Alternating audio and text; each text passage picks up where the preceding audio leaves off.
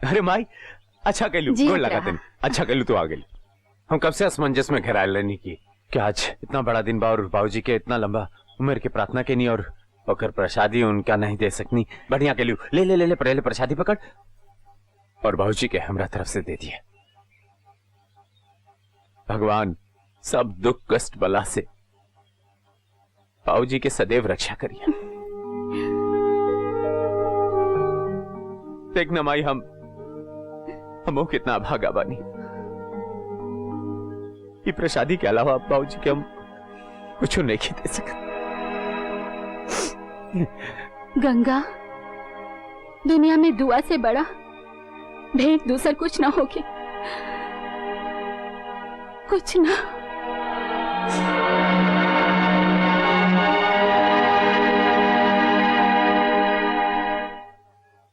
मुनीम जी जी वो नाथालय में कपड़ा और खाना भिजवा दिहल गइल बा। जी हुकुम। हरिहरवा लेके गइल। अच्छा और वो मंदिर में भंडारा। जी हुकुम। अच्छा राम जतन के संगे मलकिनी खुदे लेके गइल बानी। ठीक बा। कौना क्लास में पढ़ेलू? 5वीं में। ली हुकुम 5वीं की कॉपी किताब।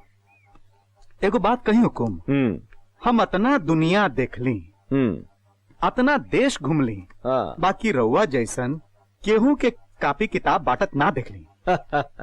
मुंशी जी कन्यादान और विद्यादान यह दुगो महादान कहल जाला। अरे हम तो भगवान से रोज प्रार्थना करी ले कि हमरा गांव में महिला कॉलेज जल्दी से बनवा देस। हम भी गांव के हर लड़कियन के शिक्षित देखल चाहता नहीं। ली प्रसादी ली। मंदिर से आवत हई जी। ठकुराइन भगवान मंदिर में होखन चाहे घर में सब जगह एक के होलन। उनका में कोनो भेदभाव नहीं थे। समझ लू संत रैदास अपना कुटिया में गंगा के बुलाइले रहन। जेकरा गंगा के महात्म पता बा उ जरूर बुलाई गंगा के। हम गंगा नदी के बात करत हैं ठकुराइन। तो हम हूँ गंगा की बात करत है ना। राउर बेटा राउर लंबी उम्र खातिर भगवान से प्रार्थना कैले बा। ली प्रसाद ली। गंगा भेजला था रहू।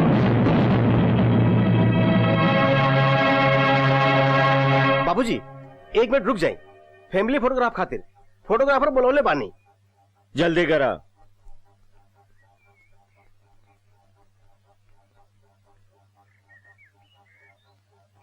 ओके रेडी। 1 मिनट रुकी, गंगा की तो बुला ली। और कोई आने वाला है जी?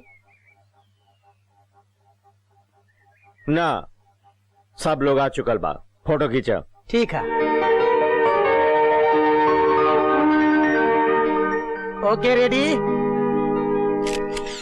हे हम तुम एक कमरे में, हम तुम एक कमरे में, अब बंद हो चाबी खो जाए। ए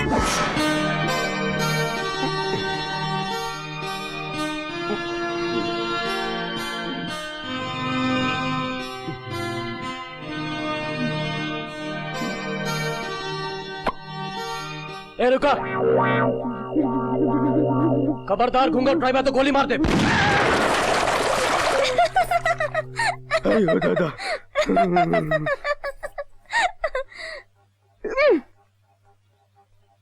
इकारे तू ही कैसे भीज गए? अरे का बताइए भैया, लगता कि हमर सपना सपने रह जाई, कबहू पूरा ना होखी। का भइल? अरे का भइल का, अरे जब घूंघट उठावे चले लेनू तो ना जाने ससुरा ऊ हमर जालिम सिंह कहवा से आ जाला, और जब बिना साइलेंसर के ऐसन गोली मारेला भैया, ऐसन गोली मारे। अरे हेने देख ना। हाँ बोला ना कि हमर सपना सच होके के पहले चूर चूर हो जाला। बुझाइल? बुझाइल। अब तू बुझा, गाड़ी नहीं खे धोले बाड़ा। हाँ। पाऊजी के पता चली ना, हम दोनों के धो दिया, समझ ला। चला गया ये और एक रंगीन सपना जब देखा सपना में डुबल। अरे चचा, अरे अरे चचा, आई आई आई, गोड़ लागत नहीं, स्वागत बा, स्वागत खुश बा। रहा ढंगा। काल बा बेटा। एकदम आशीर्वाद बा। और तार बाबूजी कहाँ बड़े? अब बाबूजी ये सामने वाले बगीचा में गल बड़ा। अरे बड़ी समस्या बा भाई। काहे का भइल? अरे भइल का, तार बाप ऐसा जिद्दी होन की पूछा मत। अरे रिटायरमेंट के बाद लोग शहर में रहे खातिर पागल रहेला, लेकिन रहियन तो गांव में रहियन, जैसे टिक्की गड़ा गई बैंकर गांव में। अब शहर से आओ, मुबारकबाद ले इनका के, और कौन दिन आयल भुला गईला तो गईला काम से। वही अपन रिटायर्ड हाई कोर्ट जज वाला रूप धो लिहन। ए चचा, जज रहलन तब जज वाला रूप तक रखवा करिए ना। यह तो अफसोस बा बेटा, जज न्याय के देवता होला। जब न्याय के देवता अपने खून के साथ न्याय ना कर सके, चचा न कल न आज उनका जिद और नफरत जैसन पहले रहे वैसन आज भी बा। अच्छा जाए दो। ये देश के गांव में कौन सा सपना साकार हुई सूर्य प्रताप बाबू? शिक्षित बनावे के सपना। यानी बूढ़ सुगा के पोस्ट मनवा के चाहतड़ा है ना? ना। तब राज बहादुर, हर लड़की के शिक्षित बनावे के सपना। काहे से कि अगर वो शिक्षित हुई तबे आवे वाला पीढ़ी भी शिक्षित और सुसंस्कृत हुई, न तो हमार गांव समाज देश के तरक्की कैसे हुई। बाकी हमनी के तो लड़की के दबा के कुचल के पीछे रखी ले। ऐसे का देख रहल बाड़ा राज बहादुर? देखो तने के इतना खुला विचार वाला इंसान, इतना ब्रॉड माइंडेड, अपना परिवार अपना जीवन के फ्रंट पर कैसे नैरो सकुचित घोगा ऐसा बन गई बा। बिल्कुल ना राज बहादुर, बिल्कुल ना। हम जितना समाज खातिर खुला विचार के हैं, हम उतने अपना परिवार खातिर भी खुला विचार के हैं। तभी तक जिम्मेदार पति, एक जिम्मेदार बाप बन के हम अपना परिवार के सब कुछ देले हैं। ऐसे तू आज तक गंगा के पिता के धर्म पुत्र के अधिकार से वंचित रख ले पड़ा। सुधारे खातिर सख्त बने के पड़ला। इतना सख्त कि खून के रिश्ता के दर्द भी महसूस ना हो। राज बहादुर, और कुछ बोले के बाद? हमू कहाँ अपन सर पत्थर से टकरावा। प्रणाम सरकार। प्रणाम हुजूर। प्रणाम। क्या बात है? मालिक, हम एक कलाकार हैं, लोक कलाकार। पेट भरे खातिर नौटंकी कंपनी चलावत हैं हुजूर। नौटंकी कंपनी के हमदान ना दिला। दुहाई हो सरकार, हम आपसे दान मांगे नहीं आइल, हम तो आपसे आज्ञा मांगे आइल हैं। आपके गांव में खेल दिखावे चाहते हैं सरकार। ओ खेला में देव घाड़ के अश्लील नाच गाना दिखावल चाहता रे तू? ना ना ना ना हुजूर, हमनी के लोग गीत गावे नी, लोग कला दिखावे नी। छोट मुंह बड़ बात माई बाप, देह दिखा के पैसा कमाए के धंधा तो कोठा पे चलेला, जहाँ लोग चल के जाला, और हमनी तक खुदे लोग के पास चल के जाने हुजूर। एक बार परख के तो देखे हुजूर। न परखे के बाद न शोभा बढ़ावे के बाद।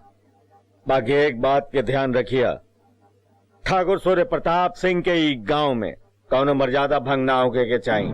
ना होई हुजूर, ना होई हुजूर।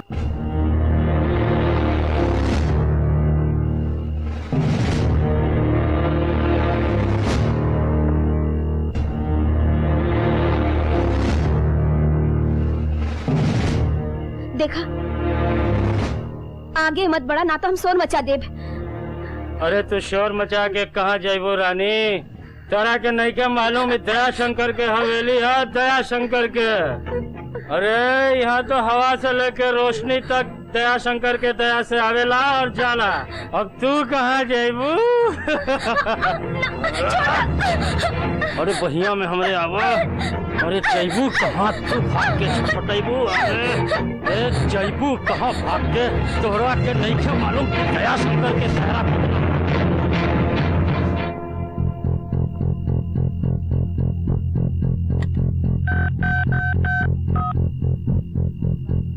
इंस्पेक्टर जाधव, हम दया शंकर बोल रहे हैं। अरे कबूतरी तो हाथ से निकल गई, तू थाना में पकड़ के ले आओ। आज तोरे थाना में सुहाग रात मनी। हाँ फिक्र नोट, जितना गड्डी चाहे उतना तोहरा के मिल जाई, समझ ले? दुहाई हो हुजूर, दुहाई हो मालिक, हमार बेटी के इज्जत बचा ले मालिक, होकर रक्षा करी मालिक, रक्षा करी।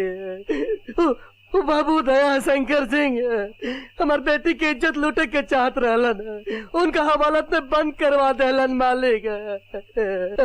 गरीब के फरियाद सुनी, ओकर रक्षा करी, ओकरा बचा ले मालिक।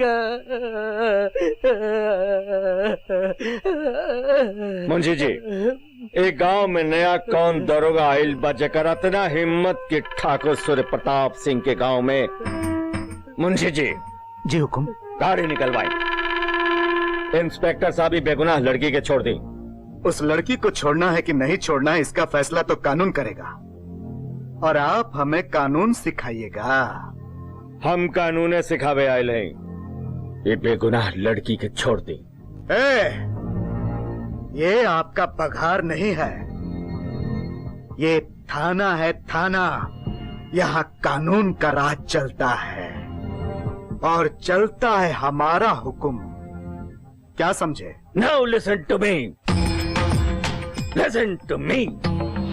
इंडियन पिनल कोड के धारा 147 clause 51 and section 15 and 57 and according to the judgment of Supreme Court in the year 1983, किसी महिला पर अगर कोई जुर्म लगता है तो उसे सिर्फ महिला पुलिस ही गिरफ्तार कर सकती है। उसे 24 घंटे के अंदर कोर्ट में हाजिर करना पड़ता है। क्या आपने ऐसा किया? नहीं किया। अगर किसी कारणवश वो कोर्ट में हाजिर नहीं होती तो उसे सिर्फ महिला हवालात में रखा जाता है। Did you do like this? I said, did you do like this? No. Manju ji. जी हुकुम। एसपी साहब के फोन लगाई। जी।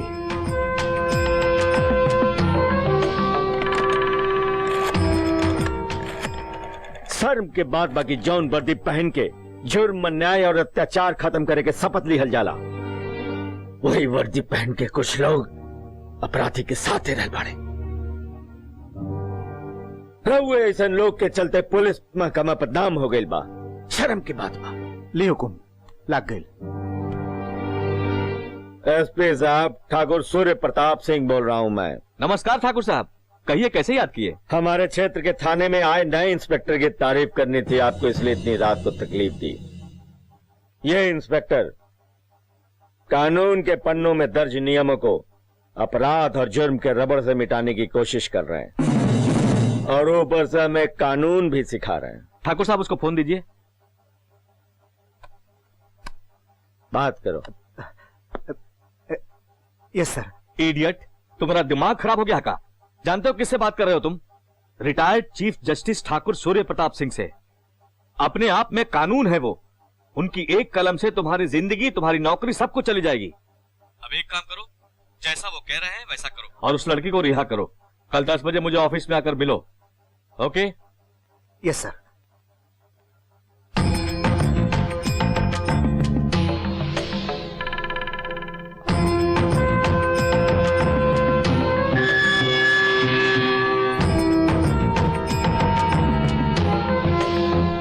इंस्पेक्टर, ये दरवाजा बंद मत करब, खुला रखब। असली मुजरिम खातिर थोड़ी के देर में आवत होई।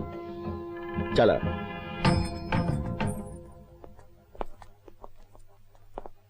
सूरज प्रताप सिंह, इस 7 साल की सजा से हमार तो कुछ ना बिगड़ी, लेकिन एक बात तो याद रखिए, जे दिन हम इस सजा काट के जेल से लौटब, ओ दिन तो हर मैं खानदान के मिट्टी में ना मिला देनी, तो असल बाप की पैदाइश ना।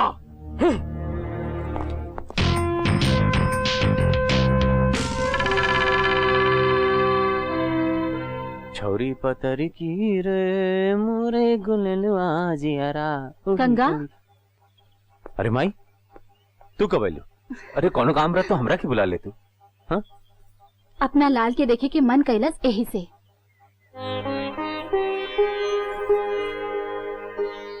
बेटा गीता के ब्याह में सब काम तोहरे संभारे के बा, समझला नू? अरे माही ये बात तोरा के बोले के पड़ी का? ई चिंता तू छोड़ दे, गीता खातिर होकर भाई एक पैर पर खड़ा रही माई। कोनो शिकायत का मौका ना मिली कि गंगा ना खड़ा रहना, ताकि हमरो भी तो कुछ अरमान बना माई। हाँ बेटा, अरमान अपने खातिर ना होला, तू अपन सब अरमान पूरा करे हा। अरे वो तो हम करबे करबा। अच्छा माई अब हमरा के पूरा करे का काम करे के बाद तू जाना तो हम पूरा दिन बचियाते रहा। ठीक बात जात है, बाकी काम जल्दी से निपटा के जल्दी से तैयार हो जा। आज तोहरा बाबूजी के शहर से खास मेहमान आवता, ऊ लोग के देखभाल तोहरे करे के बा। ठीक बा माई, तू चिंता जिन कर, हम सब संभाल लें। ठीक बा। तू जा।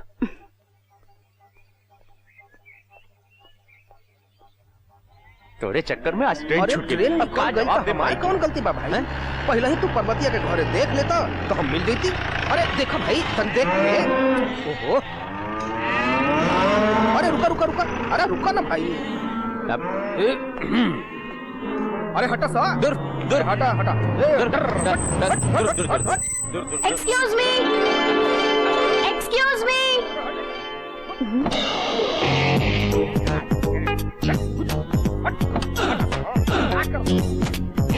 ये गैया भैंसिया बकरिया सब ना आपकी भाषा नहीं समझती है।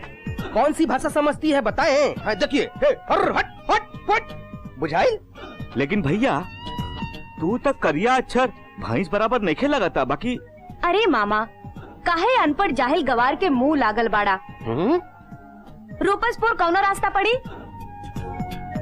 बताओ थे, अभी इनका के बताओ थे। तू ही बताओ चल। आ देखी, पहले तो गाड़ी के बैक करी और बैक करके घुमा के सीधा जाई 4.5 कोस, और 4.5 कोस गैला के बाद में राइट मारी, परम स्थान आ जाई, हुआ से फिर लेफ्ट मारी, लेफ्ट मार के सीधा जाके पड़ी 2.25 कोस, और हुआ से फिर राइट मार के एकदम ओहिजे देवी मंदिर बा, बुझली की ना? फिर लेफ्ट मारी, फिर लेफ्ट मारी, अब फिर राइट मारी, आ घूम के एहिजे आ जाई तोहरा से फिर रास्ता पूछे खातिर। ना ना, हाँ, हाँ। रूपसपुर आ जाई। अच्छा अच्छा, उनका बुझाई, समझलोगे ना? तू लोगन के गलत रास्ता कहीं बता दिले, छुट्टा कहीं के। का कहली हो? जाहिल गंवार। हमनी के जाहिल गंवार ही जका हैं? अब बुझाई जाहिल गंवार का मतलब। बैठ बैठ बैठ। दोस्त नहीं सुधर बेटे तू।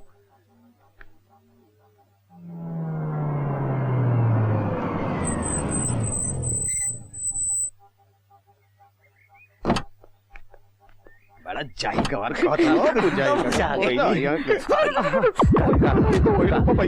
अरे बाप रे बाप, इतना खराब रास्ता, बुझाता कि शरीर के सारा जोर अपन जगह छोड़ देलस।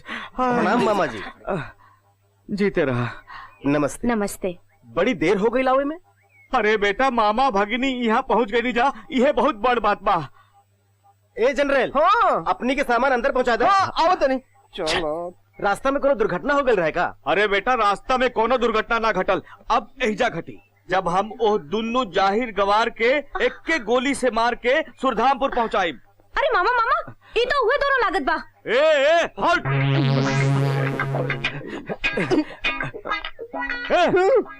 तू दोनों मेहरारू लेखा ई घूंघट काहे कर ले बड़ा? आज अमावस्या हनु, अमावस्या के दिन हमनी केकरो चेहरा न देखी जा और न केकरो दिखाई जा। सुमन बेटा, ये आवाज कुछ कुछ सुना लगा था ना? हाँ। अरे तू गोली मार दे। मामा, ये तो हुआ। छोड़ अपना, गोली मार दे। सारा बना तू हमरा के उल्लू बनैला, हम तोहरा ना छोड़ब।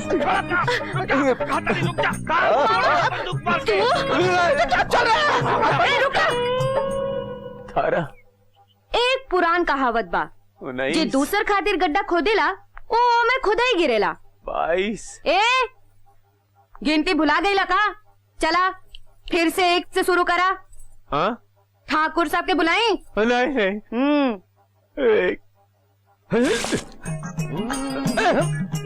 ही का करा तारा? अरे तोहरा लोकत नहीं का करत हई? का कहले रहा?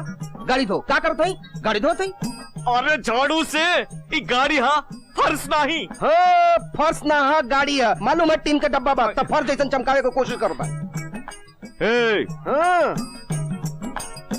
अगर ना चमकैला तो तहर अखियन के आगे तरेगन चमका दे। बुझला? जल्दी करा। ई गाड़ी चमकावे के बाद तोहरा हमार मिलिट्री वाला वर्दी भी चमकावे के बाद। बुझला? नहीं तो नहीं तो का नहीं तो ई पिस्तौल की गोली तोहर खोपड़िया के पार कर दे। पिस्तौल की खिलौना। अरे फौजी के पिस्तौल के खिलौना बोला तारा तू? ऐसा पिस्तौल है तो भगवान एक मालिक है। अभी गोली चला के बताई। फेंक दो ही खिलौने के ना तो बच्चा के देना।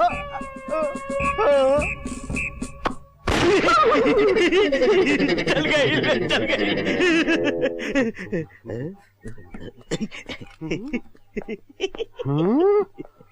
अरे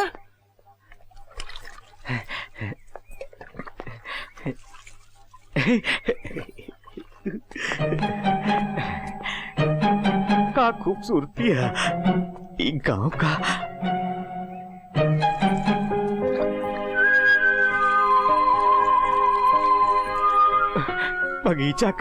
बगीचा के फूल का। जवान भाई जवान परेड करेगा। जवान पहले लपट मुड़ेगा। लपट मुड़। जवान अब परेड करेगा। 1 2 1 2 1 2 1। अब दोबारा आगे बढ़ेगा। पीछे मोड़। मेजर कर्नैल सिंह के ऑर्डर के दिलस। हे भगवान पूरा गोड़ चूर चूर हो गई। सुना अका ये कपड़ा इस्त्री करवा के ले आवा। अरे लेकिन ई तो सब स्त्री भइल कपड़ा बा। ओह अब उठावा।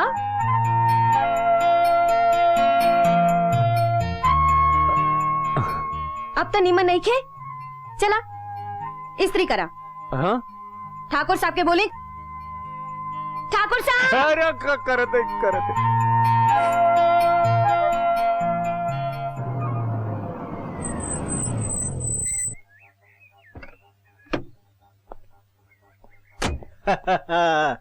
सुमन सुमन हमारे बेटा। नमस्कार भाई साहब। नमस्ते मेजर साहब, का हाल समाचार? अरे का बताई भाई साहब, ना चाल ठीक बा ना हाल ठीक बा। का भाई? आई हो दादा, ये तो ठाकुर चाचा के बेटी बड़ी मर गई नहीं। ये सुना तू जा, हम तो टिकिया उड़ा। चुप गोड़ लगाते हैं। खुश रहा। पापा यहाँ के नौकर ना सब 1 नंबर के काम चोर बाड़न। तू केकरा बारे में कहा था? देखी ना पापा, सामान उतारे के छोड़ के बख्शीश के लालच में खड़ा बाड़न। अरे तू समझा था तू केकरा बारे में कहा था? अब ऐसा टुकुर टुकुर का देखत बाड़ा? सामान उठावा और अंदर रखा।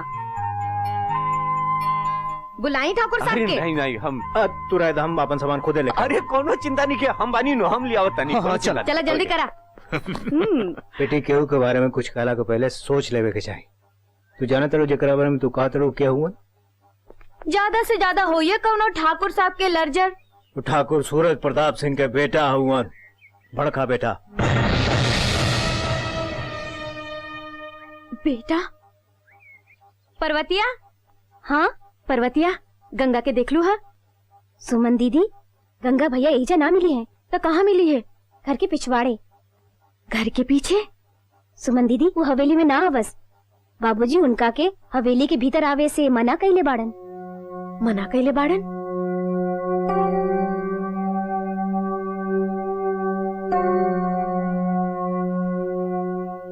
ए माई, पिता घर छोड़ के चल जिए तो घर एकदम सुन पड़ जाए। हा? बेटी के इहे भागा बेटा, पलले पोसले कहीं और घर बसावेले कहीं। माई हम तोरा के छोड़ के तो कहीं नहीं जाए, बाकी जब भगवान हमरा के दूसर जन्म दिए ना, तो हम भगवान के बोलब के हे भगवान, हमरा के यह माई के गोदी दे और केहू और का गोदी ना चाहिए। हमार बेटा बन बना तो ऐसा ही दुख पैबा। अरे ऐसा काहे कहत रहो माई? काहे की सच्चाई ई बा, तोहरा से पहले हमार जीवन में तोहरा बाबूजी के स्थान बा, और हम 7 जन्म तक उनका साथ रहे के वचन देले बानी, और हम ना चाहे कि हमरा गोद से जन्म लइका अपन 7 जन्म तक बाप के कोप और नफरत के शिकार बने।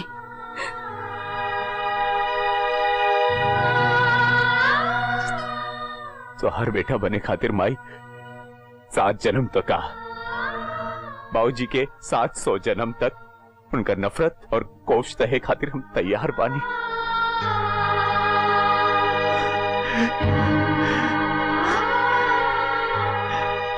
हे हम तुम एक कमरे में अब बंद हो राम, चाबी खो जाए। जनरल भैया, बा बेटा बोले लगले, और वो जनानी के आवाज में। जिया जिया जिया जनरल भैया। अरे तू तो साचो बोला तड़े, भूत उत लग गइल का? जनानी के आवाज में काहे बोला तड़े रे? अरे जनरल भैया, हम सुमन, यहाँ आई ना। सियरवा तो उहे है, लेकिन पूछ रंगवा के आयल बा। का बात बा ये दादा? का बात बा जी? जनरल भैया, हम तोहरा से कुछ जाने के चाहत हैं। तो बोला। गंगा के बारे में। गंगा के बारे में? हाँ जनरल भैया, काहे ठाकुर काका गंगा के अपना बेटा के दर्जा नईखन देले? काहे वो अपना परिवार में होके भी पराया बाड़न? हमरा ते कुछ बुझाते नहीं के जनरल भैया, आप ही कुछ बताई ना, कही ना जनरल भैया। किस्मत। किस्मत? हाँ सुमन जी, किस्मत। गंगा के ब्रह्मा जी पैदा तो कैलन ऐसन घर में जहां लक्ष्मी और सरस्वती के पास बा, लेकिन ओकर किस्मत ठीक ना लिखलन। ठाकुर सूर्य प्रताप सिंह अपना समय के नामी जज,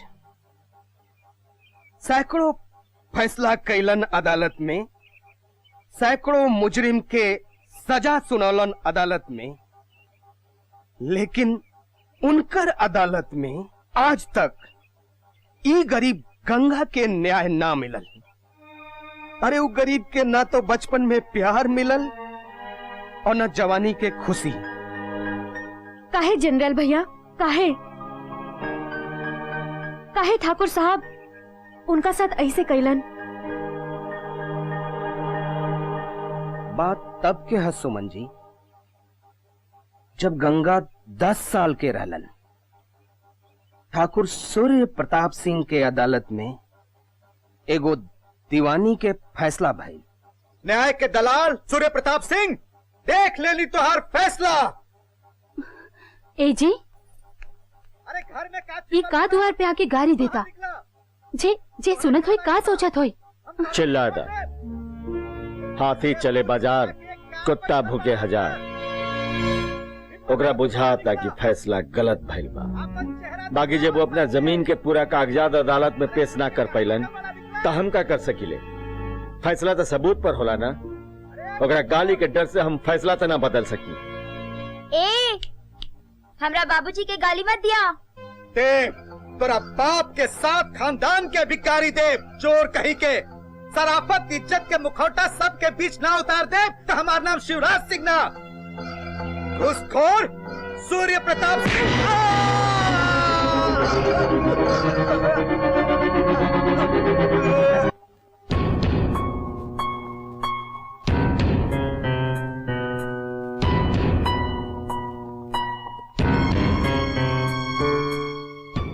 सॉरी जज साहब, पेशेंट के दिमाग की नस फट गई थी और खून ज्यादा बह जाने से मुझसे बचा नहीं पाया।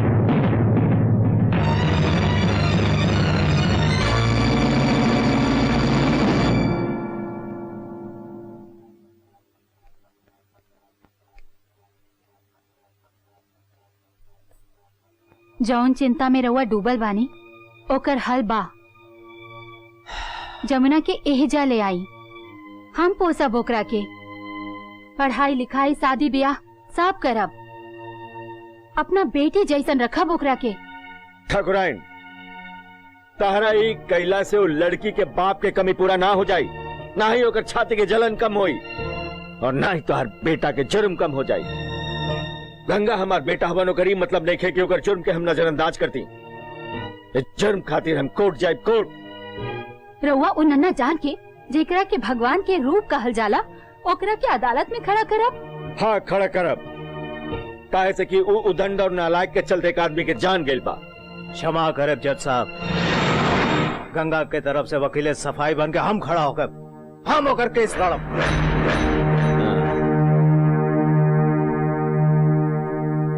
जमुना घर में आ गई और केस अदालत में पहुंच गई। गंगा के कटघरा में ले जाके खड़ा कैलन और तोहर बाबूजी गंगा के तरफ से बहस कैलन और कोर्ट जे है गंगा के उम्र देख के अनजान में भइल अपराध समझ के ओकरा के माफ कर देलस, लेकिन ई बाबू ठाकुर सूर्य प्रताप सिंह माफ ना कैलन।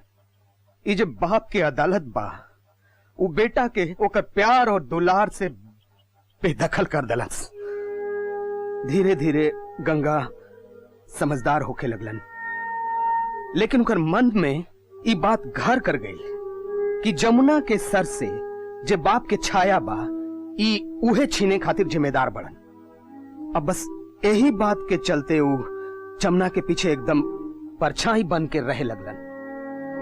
केहू जमुना के कुछ कहलस कि ना कि बस तू हमरा जमुना के मारला, वो भी हमरे सामने। अरे का करता? हम तोरा के जिंदा ना छोड़ब।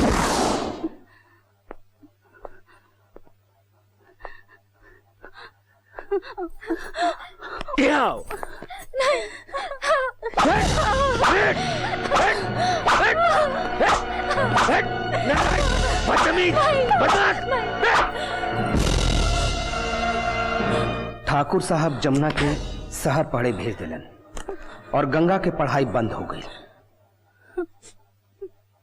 जिए के एके उम्मीद रहे, जमुना जे हर छुट्टी में आवत रहली, गंगा त पता न का अरमान सजोले रहलन।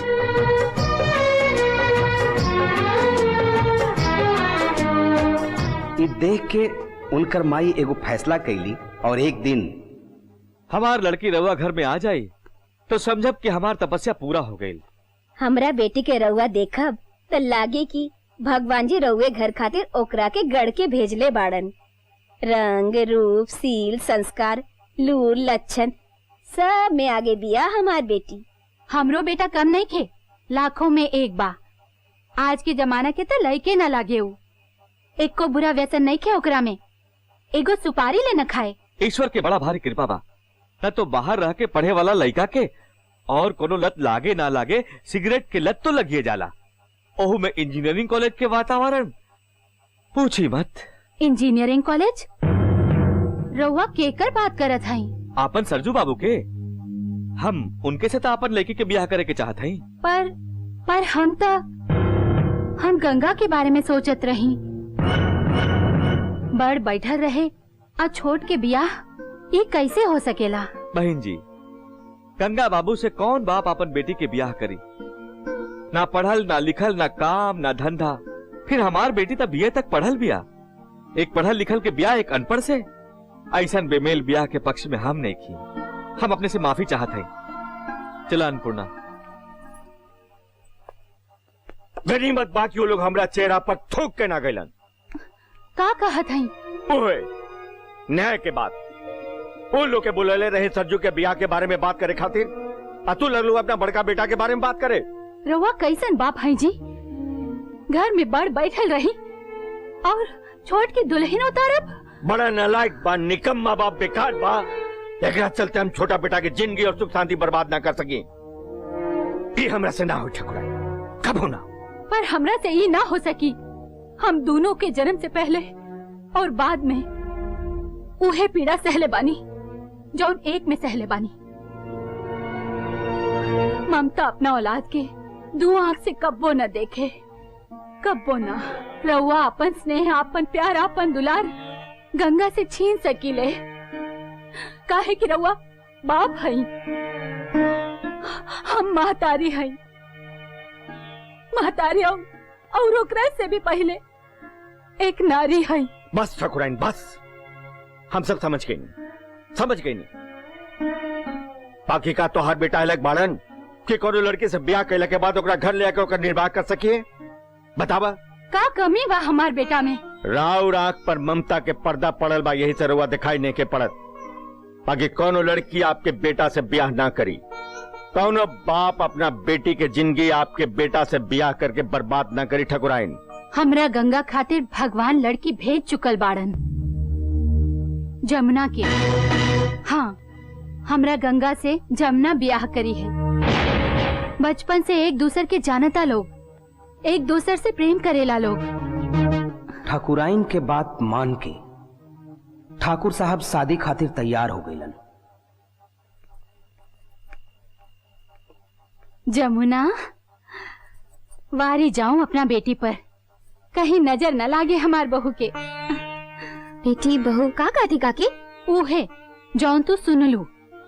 काल तक बेटी बना के पोसनी, अब बहू बना के राखा। जिंदगी भर कोनो कमी न होके देव, और ना हमार गंगा तो हर अरमान पूरा करे में कोनो कसर रखी। हमार बियाह गंगा के साथ, चांद सितारे के जोड़ी लागी तू दोनों के।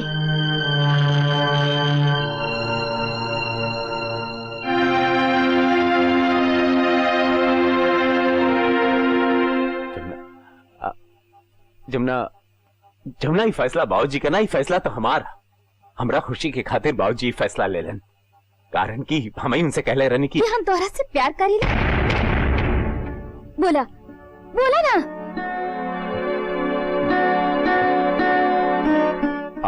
आज तक तो हमरा के यह लागत रहे कि हम तोहरा से प्यार करेनी। अरे बोला पतियोला के साथी रहला के घूमला फिरला के प्यार ना कहल जाला, और ना ही ये सब कैला से प्यार होला। प्यार प्यार तो मन के भाव है, मन से उपजेला। और तू समझ कैसे लेला कि हम तो से प्यार करब, जब खुद एक नौकर से भी गईल भीतर जिंदगी जी रहल बा, एक कोना में पड़ल बा, ओकरा से शादी करके हम अपन भविष्य के अंधा कुआं में डालब। ना गंगा ना, हम एक पढ़ा लिखल लड़की बानी, और हम जानत है कि एक खुशहाल जीवन और सुखी शादी उहे होला जहाँ पति पत्नी दोनों बराबर के होखे। और अगर हमार शादी तोहरा से भइल तो हम फांसी लगा के मर जाए। ना जमुना, ना, तू चिंता जिन करा। आज तो हमरा के एहसास दिला दिलू कि हमार बाबूजी सच बाड़न, और हमारी है औकात बा। बस यह गलती हो गई कि हमरा के हमारा औकात आज पता चला। तू चिंता जिन करा, हम बाबूजी से बता दे।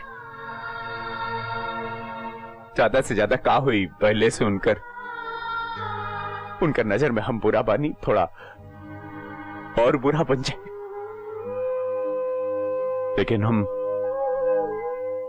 तोरा ऊपर आंच आवे ना दे, तोरा ऊपर आंच आवे ना दे जमुना। भगवान के कितना रूप होला एक इंसान जान सकेला, बाकी नालायक के आज तक हम पहचान ना पौनी। अरे जब बचपन से हमार मान सम्मान के चोट पहुंचावत आयल होए, हमार पगड़ी उछालत आयल होए, वो हमरा माथा उठा के सम्मान के साथ कैसे जिए दी। अरे हम तई भी भुला गए नहीं कि यू है हत्यारा बाप। जब बचपने में जमुना के माथा पर सोकर बाप के साया छीन ले रहे, ये हत्यारा बाप। कान खोल के तू हो सुन ले ठकुराइन, आज के बाद एक घर में इन नालायक के ब्याह के बाद ना होके के चाहिए। कब होना? कल बाद जमुना के ब्याह के ठोकर बिया यही मारो यही बेदी पर हुई तो ठाकुर सूर्य प्रताप सिंह के बेटी बन के वही घर से विदा हुई, समझ लो।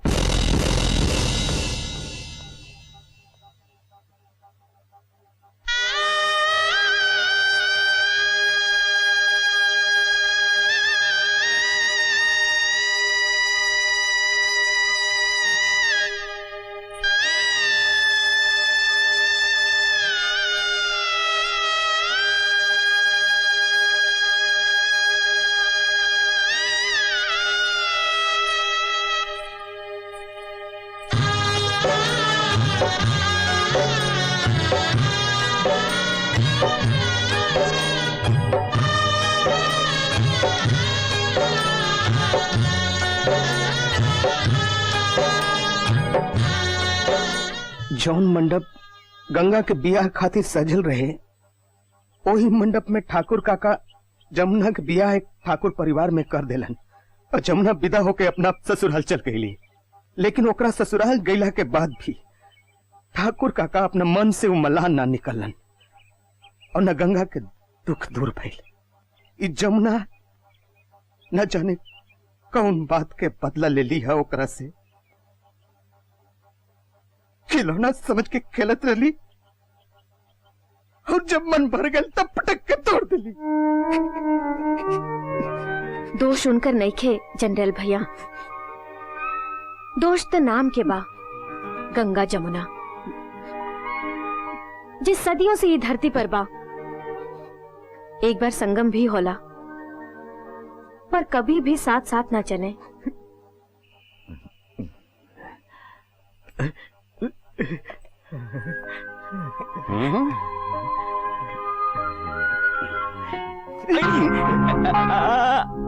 अरे भाई, अरे कहाँ जाता ना? आवा बैठा। अरे ऊपर बैठा ना। हम नीचे ठीक है, रवा घोड़ा दबा दे। पिया पिजा पिजा पी। हाँ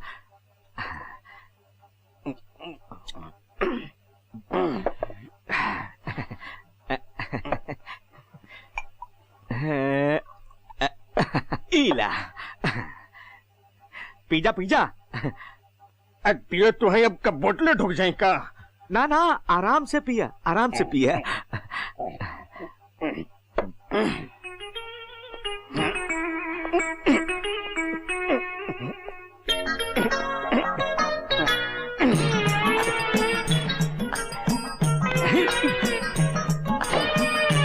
जर्नैलवा, पहले ई बताओ कि तू हमरा इतना खुशामद काय करत बड़े रे? अरे ना भाई, एह में खुशामद के कोनो बात नहीं खे। उ कहा कि एक भाई दूसरे भाई के ख्याल रखा था। जैसे लोग कहल ना कि हिंदी चीनी भाई भाई, वैसे ही करनैल जरनैल भाई भाई भाई भाई भाई भाई है ना?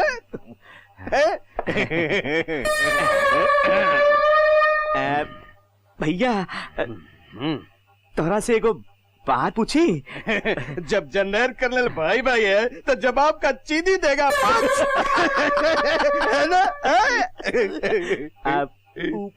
पर्वतिया कैसे रहा? पर्वतिया पर्वतिया ये जो छोटी है ना वो बतिया है, और ये जो बड़ी है वो पर्वतिया है। ना ना, हम वो जो सफाई वाली पर्वतिया है ना, वो जो सफाई वाली पर्वतिया है ना, ओकर बारे में पूछा थे। ओकर मिजाज कैसन है? वो गरम है कि ठंडा है? बतावत है, पहले बनाओ।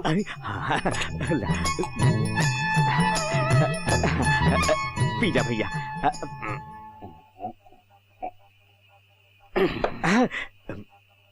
ओकर मिजाज बतावे के पहले हम ओकर बाप के मिजाज बतावत हैं। काहे? जो ओकर बाप है, ओकर नाम है जालिम सिंह। जैसन ओकर नाम है उसने ओकर काम भी है। 7 गो मर्डर करके बक्सर जेल में पड़ल बा और 1 महीना के बाद छूटे वाला बा। ये बतावा कि पर्वतिया के बारे में काहे पूछा तड़ा हो? वो का है भैया कि पर्वतिया हमरा बहुत अच्छा लगेली। अच्छा लगेली ना? बहुत अच्छा लग रही ना।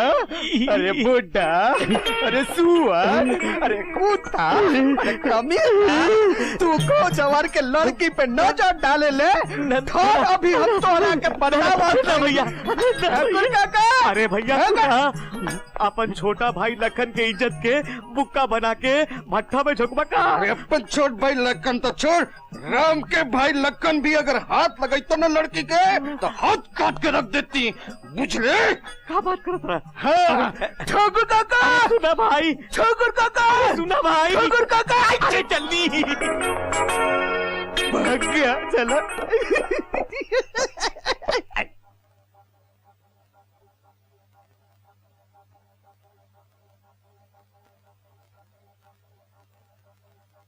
का बात बा भाई, इतना आवे में तोहरा देर कैसे हो गई? हाँ, आज इनका ऑफिस में मीटिंग रहे ना, यही से देर हो गई। अरे सुमन जी हाँ जनरल भैया। अरे तनी रुकी रहुआ, देखी के आयल बाड़ी। ई बाड़ी जमुना जी बाड़ी। नमस्ते। नमस्ते। और ई मेहमान बाड़े। नमस्कार। नमस्कार। अरे वह सुनी, ई बाड़ी के, ई बाड़ी सुमन जी, ठाकुर काका के जो दोस्त बाड़े ना, बाबू राज बहादुर सिंह एडवोकेट, उनकर बेटी बड़ी। अच्छा, आईएएस की तैयारी करताड़ी। ओ, बहुत बढ़िया बा। My best wishes for you sir. Thank you. General भैया, हाँ ये लोग के अंदर ले जाई, बिठाई, नाश्ता वास्ता कराई, हम आराम से मिलत हैं। हाँ। आई रवा लोग चली। चली। हाँ। सरयू भैया, ये हमार ननद है, जे शादी के समय अमेरिका गई रहली, और ये हमार सरजू भैया, ठाकुर काका के बेटा। नमस्ते। नमस्ते। ए सरयू जी, जनरल का कहीं देख ले ना हम ना देखनी। अरे बाबू जरा देख लेना, ओकरा से बहुत जरूरी काम अच्छा, देखा तानी। होइए। इनकर परिचय ई कोनो काम के नहीं खन, ई त ई लायक भी नहीं खन कि परिचय करावल जाए।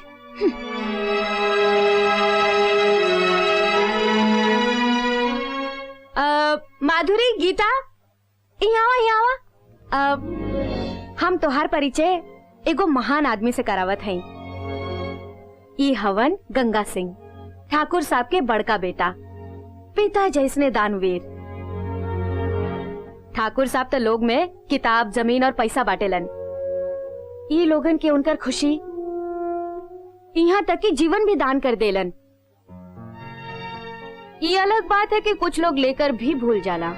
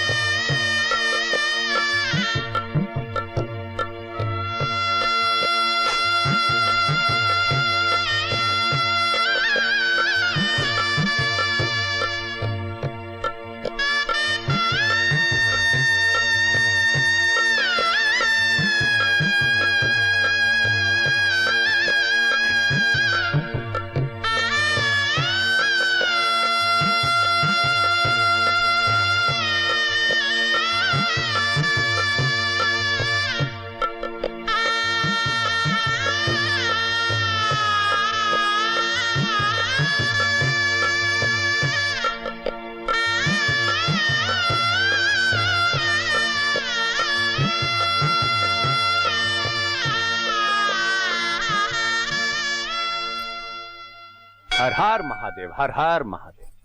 गंगा, तू यहाँ बड़ा, हम कहाँ कहाँ न खोजनी। अरे वो लोग कहलन कि भगवान से जे मांगा मिल जाला, यही खातिर तो का मंगला? अपना बहन का खुशी। रवा भी मांगी ना, भोले बाबा बैठले बड़न, तुरंत देना, मालूम बा? मांगा मांगब, पर भगवान से ना, इंसान से, जे हमरा सामने खड़ा बा।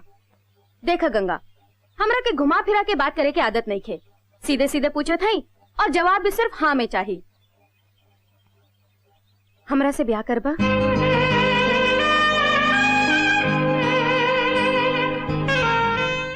अपने भी मजाक करब, ये उम्मीद ना रहे। गंगा, रुका गंगा।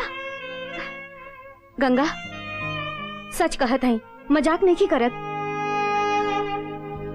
हमार ब्याह हमार माई कहीं तय कैले बाड़ी, लेकिन हम तोहरा से प्यार करे लगनी। हमरा कोनो सपना के राजकुमार ना चाही, चाहे तो बस एक सच्चा अच्छा इंसान जैसन तू बाड़ा।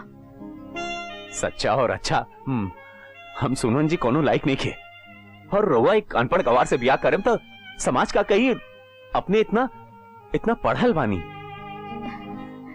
यही से तब इंसान के पहचान सकेली, रहल समाज के बाद तो हमरा ओकर चिंता नहीं खे। प्रेम और ब्याह कौनो समाज में पाप ना होखे। हम कौनो बहस में ना पड़ब, बस इतने कह के जात हैं, हम ब्याह के दिन ले प्रतीक्षा करब, ना तो वही बेदी के अग्नि में माता गौरी जैसन प्राण दे दे।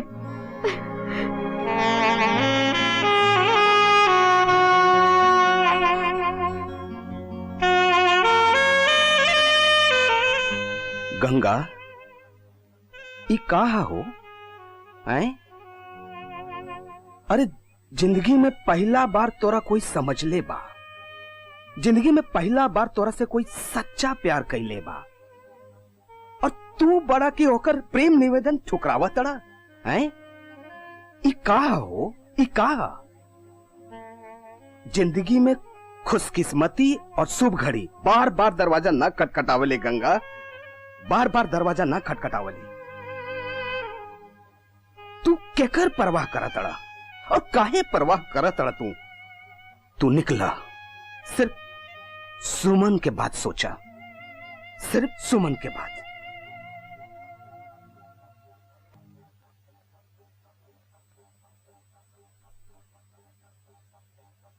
कबले ऐसे इंतजार करबू? फेरा के शुभ मुहूर्त बीतता, चला तैयार होखा। वही है माँ,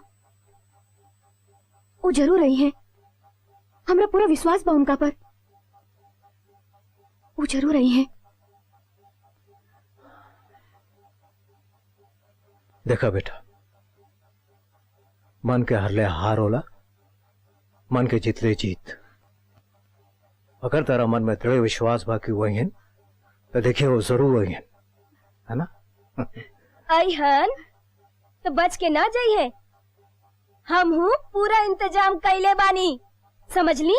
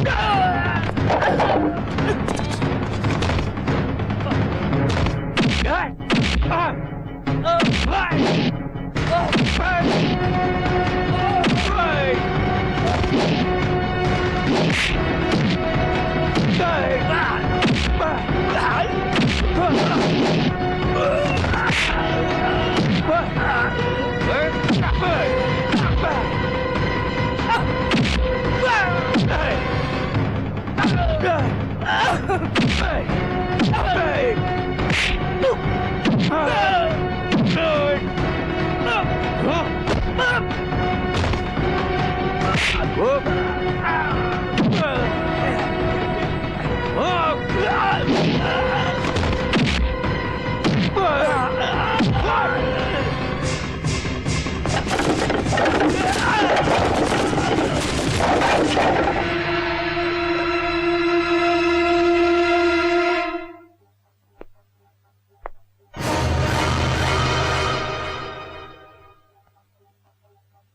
तूफान के तू ना रोक सकेलू। ओके जाए दो,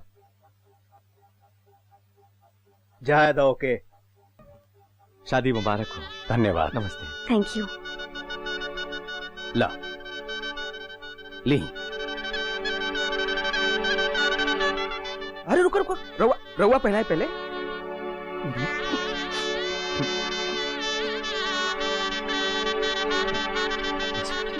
आशीर्वाद ले ली। बस बेटी। पापा। अरे का देख स्वा करना हेले चुआ।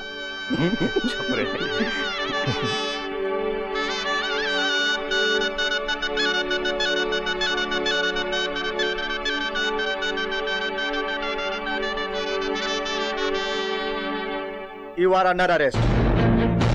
जरूर। लड़की के किडनैप के अपराध में। हम इंसाफ मांगे आयल हैं ठाकुर साहब। अपने के बेटा मंडप से हमरी बेटी को उठा के ले गईलन। पूरा बिरादरी में हमार नाक कटवा देलन अपने के बेटा ठाकुर साहब। समाज में कहीं मुंह दिखावे के लायक न छोड़लन और ई अभागिन हमरा कहीं के न छोड़लक। कहा लेलू के कुछ और कहे कबा। रउआ मत बोली हमरा बीच में। करिया कोट पहरे वाला का जाने मुंह पर काली पोतैला के दर्द। बस करा, एकदम चुप। बकबक करत रहलू। ठाकुर साहब, ये रहल ब्याह के सर्टिफिकेट। एकरा हिसाब से हमार बेटी सुमन और बेटा गंगा के ब्याह हो चुकल बा।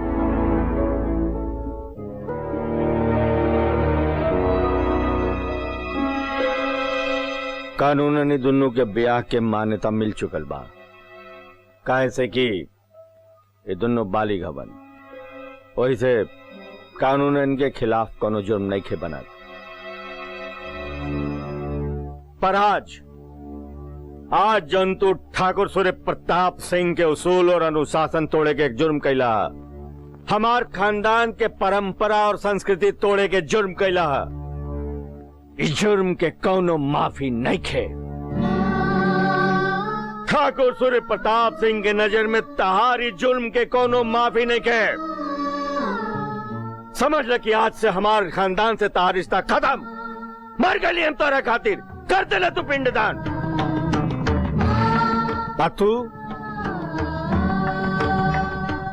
तू एक गवार नालायक और जाहिल के बांह पकड़ के जिंदगी भर साथ निभावे के कोशिश करत बाड़ू।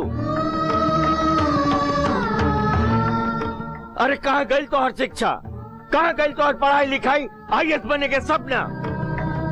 का दी तोहरा, का दी नालायक, का प्यार दी है ठाकुर काका, प्यार। और पति के प्रेम से बड़ा पूंजी एक सुहागन के खातिर कुछ न होखे। न कुबेर के दौलत, न तीनों लोग के सुख। वैसे भी काका, ई खून ता आपके ही बाड़न, जिनका गुण और संस्कार आपसे विरासत में मिलल बा। आज तक रहे, अब ना।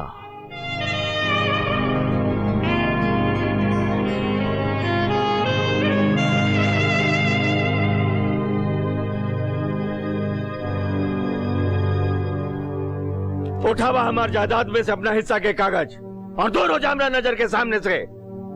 और दोबारा अपन मनहूस सकल्ले की द्वार पर आवे की कोशिश मत करिया। बाबूजी, एक मिनट।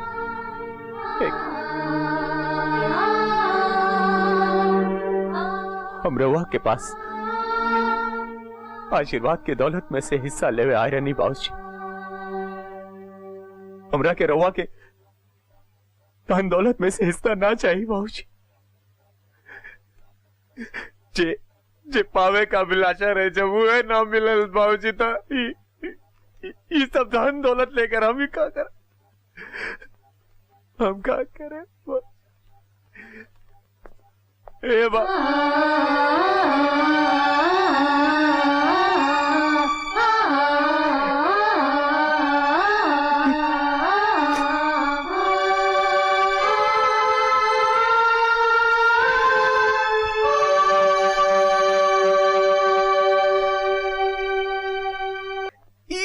मैट्रिक फेल जर्नैल के हवेली।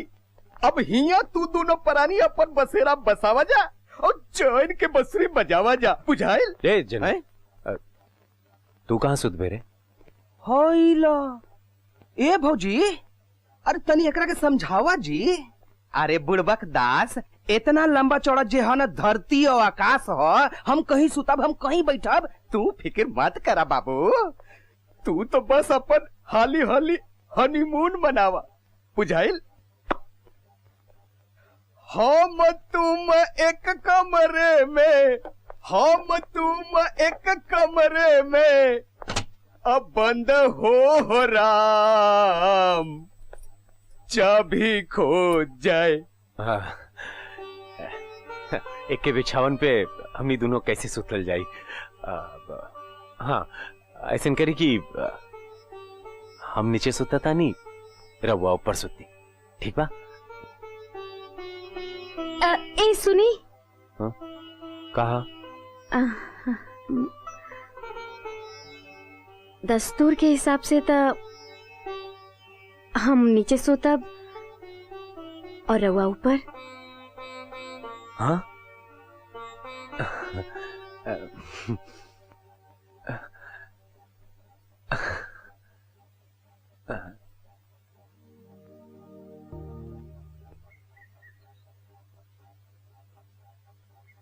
ए गंगा, हाँ? का भइल हो? ई भोरे भोरे मुंह फुला के काहे बैठल बड़ा? शादी तक कह लेनी, तब का चाहिए तोरा के?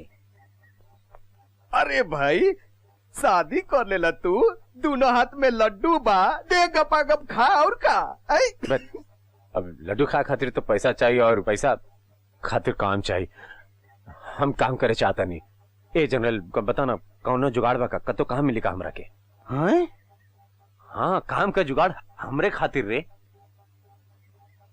आई हो दादा, हाय देखा कुदरत के खेल, पढ़े फांसी और बेचे तेल। अहो ई लाइफ में वाइफ के आते तो तीसरा नेत्र खुल गई। अरे पहला बार तू अकील के बात कैले बड़ा, तोहर काम हो जाई। कौन काम दिलवाई बा हमरा के? तोहरा काम कौन आवेला? तोरा के तो मालूम है ना हमरा के कोनो काम ना आवेला। बस तो समझा तोहर काम हो गई। मगर काम कौन हो? ट्रांसपोर्ट कंपनी में सफाई करे के, क्लीनर के काम। और तोरा पास तो ड्राइविंग लाइसेंस वो भी हो, कभी कभी मौका मिली तो तू अपन हाथ भी साफ कर लिहा का? ठीक बा, तू तू बात कह ले। वो काकल जला कहावत की काल करे सो आज कर, आज करे सो अब। शादी हमार हो गई, काम करें कब? ठीक बोल ली ना? हा? अरे बार बबुआ बा, एक के रात में ई परिवर्तन। अरे सही जाता ना बाबू, सही।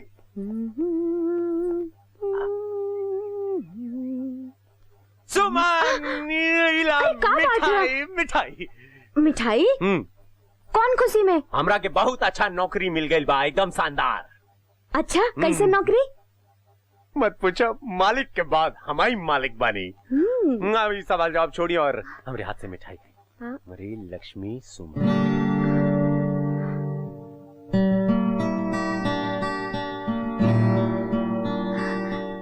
ई कौन कैसे नौकरी बा? मालिक के बाद जब मालिक बानी तो मालिक जैसन सब सिखावे के पड़ा ना। ये तुम काम करे, तू मशीन फिट कर, तू नट टाइट कर और तू मशीन ऊपर डाल, तो सिखावे में लग जाला ना थोड़ा। हाथ धो के आवे।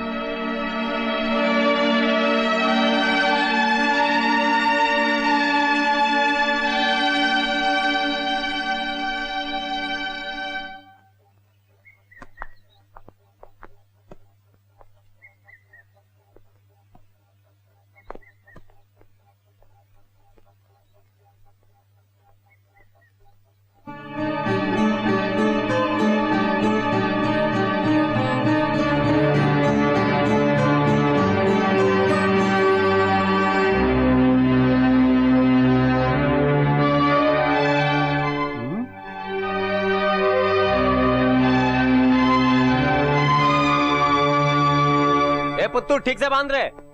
20 रुपया। ठीक बा। ये गंगा, हाँ कारे?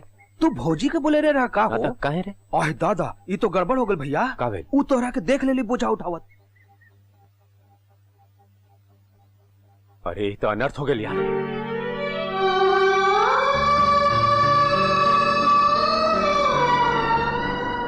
जरा रुकिए ना, बस यही। हाँ अरे सुमन, पहचान लू हमरा? जमुना। अरे शादी भइला अभी 4 दिन भी ना भइल और चांदनी अनहरिया रात में बदल गई। गीता की शादी में तो बड़ा तंज कसत रहलू, गुमान में रहलू। अब पता चला कि केकर भाग टूटल बा। गाड़ी में हमार हस्बैंड बैठल बाड़े, इनकम टैक्स ऑफिसर। गाड़ी बाड़ी, बैंक बैलेंस, रुपया पैसा सब बा हमरा पास। पर तू कहाँ IAS बने के सपना सजोले रहलू और कहाँ अब जिंदगी भर चूल्हा फूक फूक के आंख फोड़े के पड़ी। सब अपन अपन नसीब है। केहू की जिंदगी अनजाने में बर्बाद होला और केहू अपन जिंदगी जानबूझ के बर्बाद करेला। हाँ ना?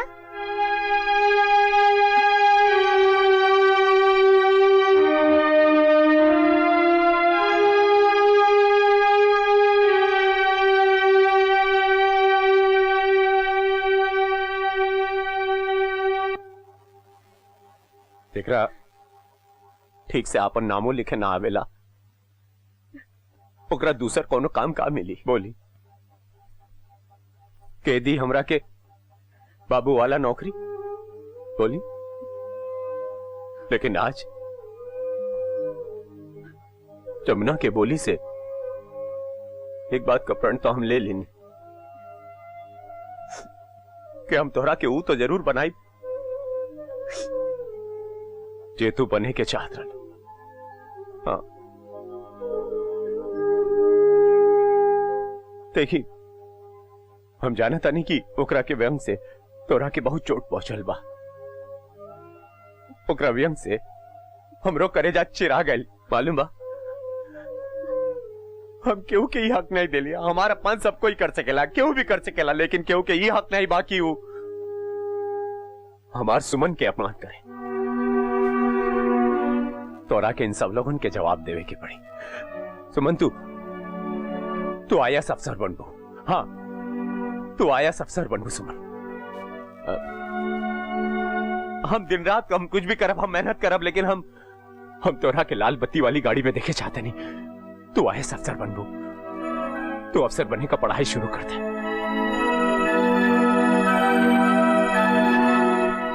का सोचा था?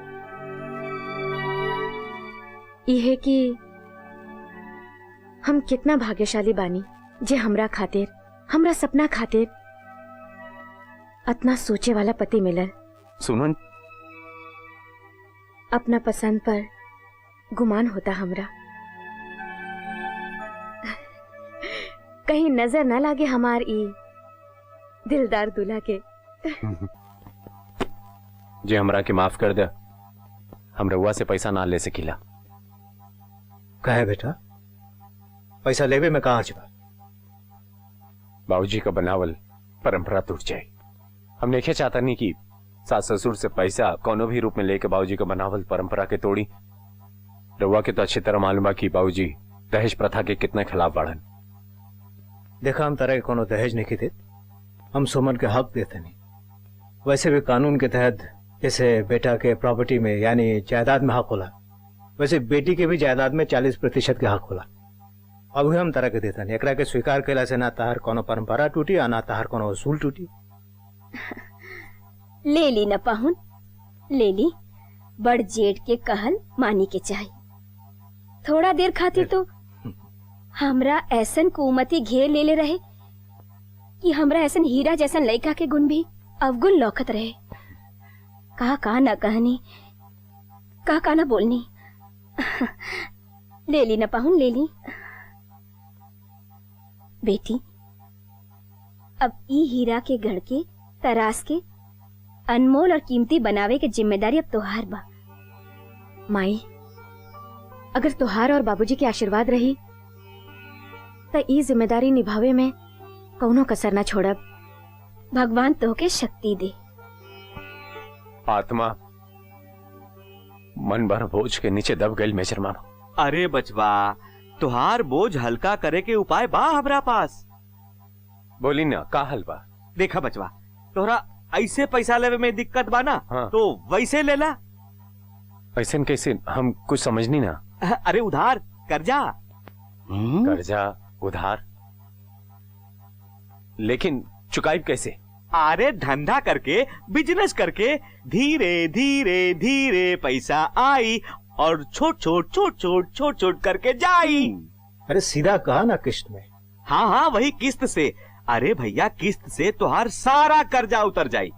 एह से तुहार नाक भी रह जाई और इनकर बात भी रह जाई। हाँ वो तो सब ठीक बा, लेकिन धंधा का करब? बस बस ना ना ना ना ना ना ना, ऊ बस ना। अरे बस का मतलब है सड़क पे भागे वाला हवाई जहाज वाला। पो पो पो पो।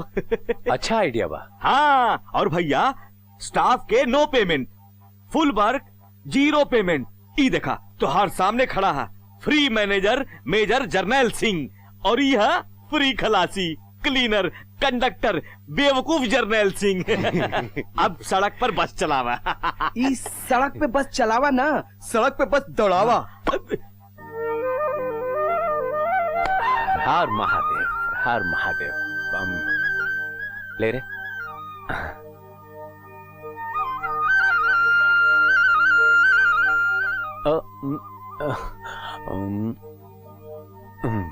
जॉइंट ड्राइविंग करे। ये लोग के खियाओ।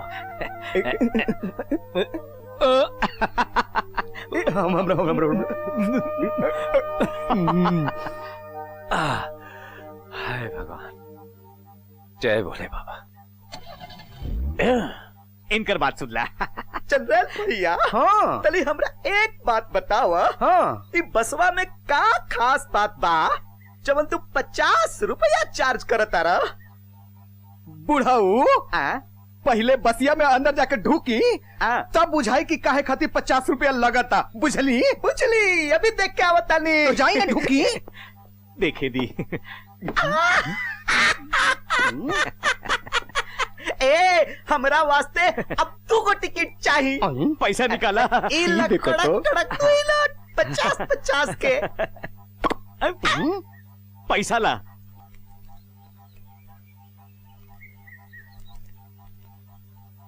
अरे भैया 50 रुपया दा, 50 रुपया। काहे भैया, एक ओरी के 40 रुपया भाड़ा लगेला। अरे वो पुरान खटारा बस में लागेला भैया, यहाँ टिकट काटेला बूढ़ा खूसट कंडक्टर। और ये देखा, अरे ई तो हमार हवाई जहाज है, हवाई जहाज। ई बे टिकट काटेली बस होस्टेस, गोरे गोरे गाल और काले काले बाल। का भैया? हाँ भैया, ऐसा जुगाड़ लगे पानी कि भीड़ तो कभी कम ना होगी।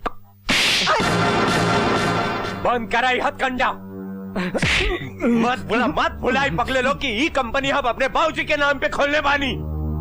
उनके नाम के ऊंचा ले जाए खातिर, उनका प्रतिष्ठा बढ़ा है खातिर, घटाए खातिर ना।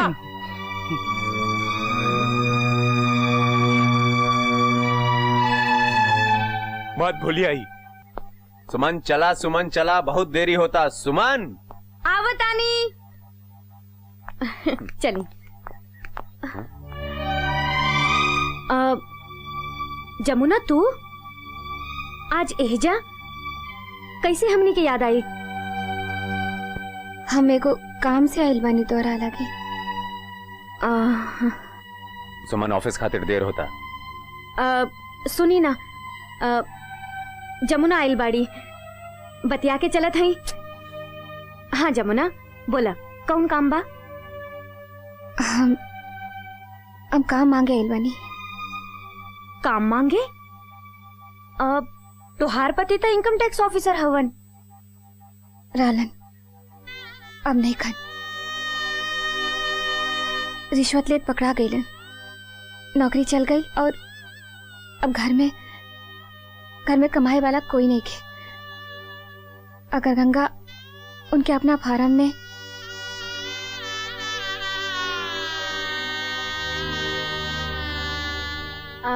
उनके ऑफिस भेज दा, देखिला का कर सकता।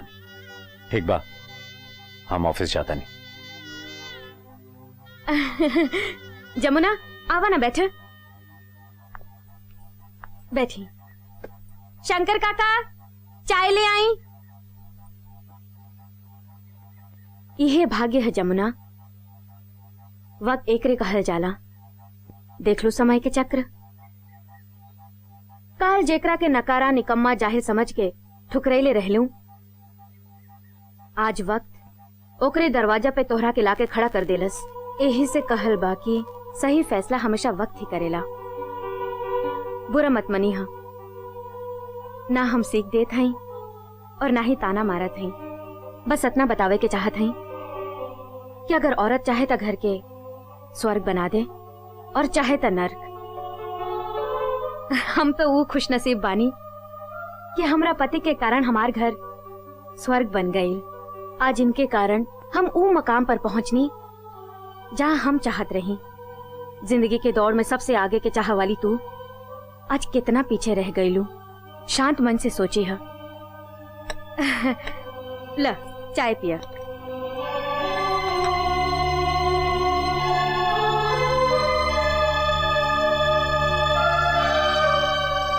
और हाँ, कभी भी अपना करीबी के हीन भाव से मत देखिए।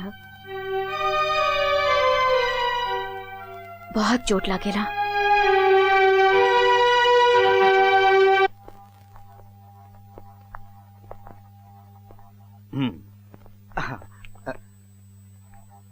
जर्नैल भाई, कर्नैल भाई, ई बतावा कि तू बड़ा कि हम बड़ा? पहले तू बतावा कि हम बड़ा कि तू बड़ा। सवाल पहले हम पूछनी हा, जवाब तो पहले हम मांगनी हो। ओके, ई बतावा कि सूरज पहले तोहार काम करी है कि हमार काम करी है? हमार काम करी है। नो, हमार काम करी है। हमार काम करी है। अरे हम कहनी ना हमार काम करी है। अरे हम कहते ना कि हमार काम करी है। कैसे बात करता ए भैया लोग, ये हमार तोहार के चक्कर में हमके काम के बताई। अरे पहले ही आप लोग फैसला कर ली कि हम केकर काम करब, तोहार कि तोहार। नहीं तो हमको डांट पड़ी और तुम लोग के डांट पड़ी। Intelligent intelligent. भैया झगड़ा खत्म, पीस खत्म। तो फैसला तू करा, तू ही सीनियर बड़ा। बूढ़ जैसन तो लगभग कर लो। क्या बोल रहा हो? कुछ ना। तो हमार फैसला सुन ला, ई ना तोहार काम करी है ना हमार काम करी है। हम केकर काम करब भाई? आपन काम करी है। जा जा जा जा जा जाके बैठा जा। ठीक बा। आपन काम करी है, एकदम सही बात बा, है ना? तू पाटन के बीच में पिसला से बचे के हुई ससुराई तो जाने मार दी हमसे। बस एक बार काम शुरू हो जाए तो तू लोग हमरे खातिर काम करबा। कुछ कहा तड़ा का हो? नहीं भैया, कुछ नहीं। अच्छा, अच्छा। अरे तो चुपचाप काम करा ना। जर्नैल भैया, बूढ़ा खुसट। ए जर्नैल भैया, हाँ। पर्वतिया के बाप जेल से छूट के आ गई का? हाँ हाँ, छूट के आ गई। तोहरा विषय में पूछत रहे। काल्हे एगो लइका डोरा डालत रहे ना पर्वतिया पर, ओकरा रात में जेल में बड़न। जानत हई, हमार ट्रांसफर हो गई। अच्छा, कहाँ? अपना ससुराल के जिला में। सच? आज ही तो ट्रांसफर लेटर मिलल है। अरे भैया, ये तो बहुत बढ़िया भाई। तो हर ट्रांसफर हमरे बाबूजी के जिला में। ए सुनी सुनी जी, बी कलेक्टर पूरे जिला का मालिक होलानु मालिक। हाँ, एक तरह से तो होला, लेकिन ये पूछे के बजे बस सुमन, अब तो रह के हमारे बाबूजी को एगो सपना पूरा करे में मदद करे के पड़ी। का बोली ना? बाबूजी का सपना रहे कि अपने गांव में लड़कन खातिर एगो जूनियर कॉलेज खोले। बस तोरा कितना करके बाकी एक बढ़िया सा हमरा के जमीन दिलवा दे। जौन खर्चा पानी लगी, जौन पैसा लगी हम देव, लेकिन एक बढ़िया सा जमीन दिलवा दे। तो समझ लिए बाबूजी के सपना पूरा हो गई। सरकार स्कूल कॉलेज खोले के खातिर सस्ता दाम पे जमीन देले। जमीन दिलवाए की जिम्मेदारी हमार। Don't worry. अरे रानी, आप सब तोरा के छोड़े नहीं है। हाँ।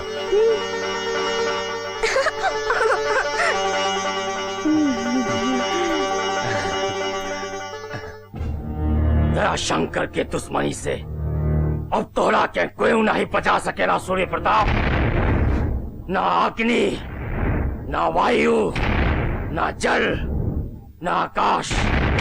अरे हम जेल में 7 साल जाग जाग के रात गुजर ले पानी, और वो नींद हम तोरा के हमेशा खातिर सुता देला के बाद ही ले। ठाकुर साहब, ये लोग अपन अपन फरियाद लेके आयल बड़े। 24-24 घंटा बिजली न रहेला, डीजल के समस्या के कारण पंप न चलेला। अगर ये हाल रहल तो दूसर राज्य के तरह यहाँ के किसान के भी आत्महत्या के खातिर मजबूर होवे के पड़ी, या फिर जमीन जायदाद बेच के कहीं और जाए के पड़ी। तही बात रहुआ लोग हमरा पहले काहे न बतौनी? हाँ मुंशी जी। जी हुकुम। गाड़ी बाहर निकलवाई, हम वही कलेक्टर से मिलल चाहता नहीं। जी साहब से कहा कि रूपसपुर से ठाकुर सूर्य प्रताप सिंह जी आयल बनी। मैडम तब इलाका के दौरा पर गई बाड़ी, अभी ये गई नहीं। हाँ ऊ देखी, ऊ ओहिजा बानी, जाई रवा ओहिजे मिलनी।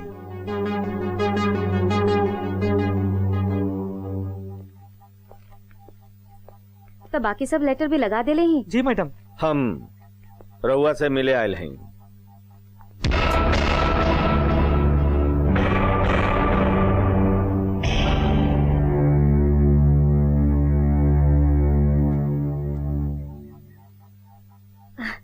अब अपने लोग जाएं। जी अच्छा।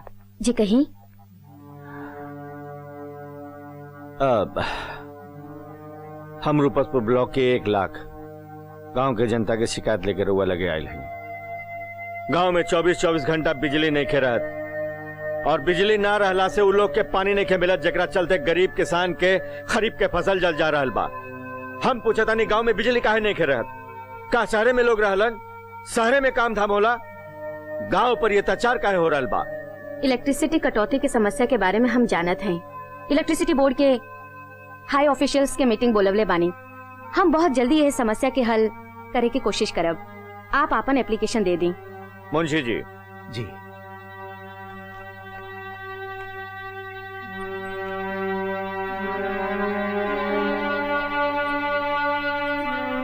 एकरा ऑफिस में जमा कर दें। जी अच्छा।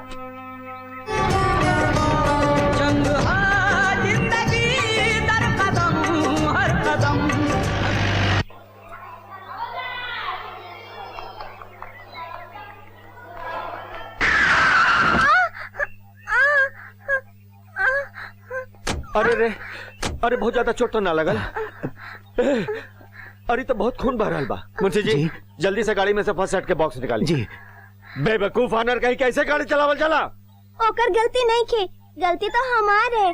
हम बिना देखले सड़क पार करत रही। बेटा हमरा चलते तोहरा के चोट लागल, हमरा के माफ कर दिया। ना ना ना, हमार बाबूजी कहलन कि बड़ के माफ कैला से पाप लागेला। मुंशी जी देखनी कितना संस्कारी बच्चा बा। बेटा हम बहुत खुश बहनी कि तू अपना बाबूजी के बात याद रखेला, उनकर बात मानेला। हमार बाबूजी अपना बाबूजी के हर बात याद रखेलन। अच्छा तो हर दादाजी भी साथे रहलन? दादाजी अलग रहलन गांव में। अपना दादाजी से मिलल तो होगा? ना, वो हमार माई बाबूजी के साथे न रहलन। अपने जैसे ने हमार दादाजी होखेन। हम अपने के दादाजी कहीं? हाँ हाँ जरूर बोला। तो हर नाम कहा? हमार नाम चंदर है। वो हमारे स्कूल बस आ गई।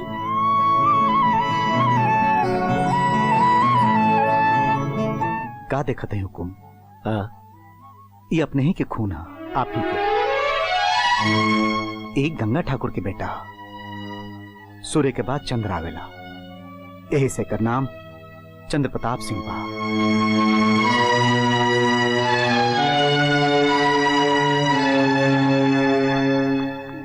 अरे चंद्र बेटा, ये का भाई चोट कैसे लागल हमारे बचवा के? राम हाँ? जी मालिक। बेटा तो लोगन का ध्यान कहाँ है? चंद्र के चोट कैसे लगल? हाँ का भाग जो मारम, भाग भाग जा। का कैसे लागल चोट? ई चोट तो हमरा स्कूल के बाहर लागल, वो भी हमार गलती से। जेकर गाड़ी रहे वो भी अपन ड्राइवर के ऐसे ही डांटत रहलन जैसे रउआ लोग के डांटे नी। हम अब ठीक बानी पापा। तोरा के ठीक रहे के पड़ी बचवा, तू ही तो हमनी दोनों का सहारा बाड़ा। तो हर खून बहुत कीमती बा बचवा। पूरे खानदान का वजूद तोहरे पे टिकल बा, तोहरे पे टिकल बा बचवा।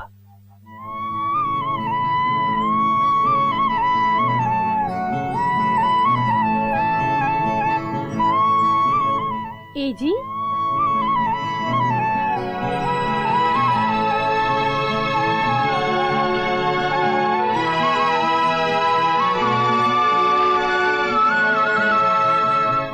का है जी? तबीयत तो ठीक बानू? जब से शहर से आयल बानी बाहरे बैठल बानी, सब ठीक त बाना? ठीक बा।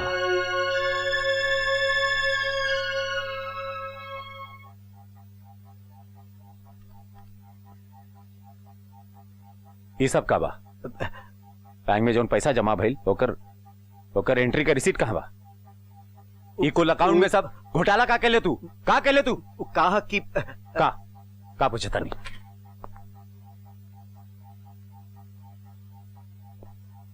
सुना जनरल, यहाँ से अकाउंट का काम नहीं समझिया, इनके कोनो दूसरा काम पे लगा दा।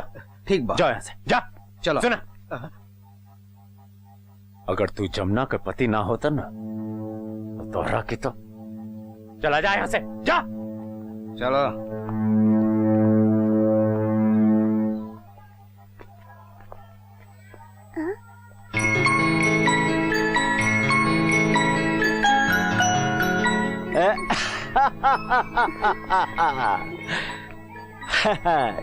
चंदर बेटा चंदर, आप यहाँ रोज आवे नी? ना हम तो रोज ना आइला, बाकी हम तो खाली तहरा देखे अली हाँ आज। अब हमरा कोनो दर्द नहीं खे, ना कोनो निशान बचल बा, देखी। अरे हाँ, कोई निशानी नहीं खे। वाह, वेरी गुड। एक बात बतावा, हमरा से दोस्ती करबा? एक शर्त पर, अपने ये दोस्ती कभी ना तोड़ब। प्रॉमिस, कभू दोस्ती ना तोड़ब। आवा। सीखा सीखा, वो अनपढ़ गवार गंगा से कुछ सीखा। दिन दोगुना रात चौगुना तरक्की कर जाता। और एगो तू बाड़ा, हमार तक कर में फुटल है जो तोहरा से ब्याह कईनी। वो गंगा से कैले रहती तो आज रानी बन के राज भोगती। बस बहुत हो गए, बकवास बहुत हो गई। तोहार का न कैली तोहरा खातिर, का न दिली तोहरा के। तोहार हवस के सपना पूरा करत करत आज हम भूसा के थप्पी बन गई। मान सम्मान पैसा रुपया सब गवा बैठली। हमरा के अगर मालूम रहल होइत कि एगो लड़की से ना एगो पैसा के लोभी से शादी करत हई तो कबो न करती। लेकिन तोहरा के का फर्क पड़त बा? तोहरा के तो पैसा चाहिए, पैसा, पति नहीं। ठीक बा, तोरा के पैसा चाहिए ना, तोरा के रानी बने के बना, तब हम एगो ऐसा काम करे वाला बानी जिसमें पैसा तो बहुत मिली, जिंदगी भर दोनों हाथ से उड़ेबू, कबो खत्म ना हुई। मगर एमे हो सकेला तोहार पति खत्म हो जाए, लेकिन उससे तोरा का फर्क पड़े वाला बा? तोरा के तो पैसा चाहिए, पति थोड़े ही।